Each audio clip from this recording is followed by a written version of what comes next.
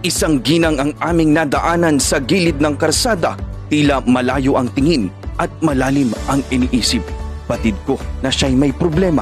Naglakad-lakad ako at bitbit ang 10 kilong bigas at nagpanggap akong pagod na pagod at gutom. Maraming salamat po rito sa 50 pesos na binigay nyo, ha?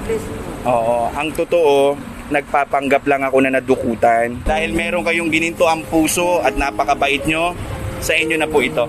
Mula po sa serbisyong bayan ni Tatay Rani. Ayan. Bakit naiyak kayo? Masaya lang po. Masaya. Salamat po talaga dahil hindi ko po ini-speak yung ganito po. Nanay Adelaida, meron kang 1 dosenang itlog galing sa serbisyong bayan ni Tatay Rani. Siyempre, of course, kasama dyan ang chicks ni Tatay.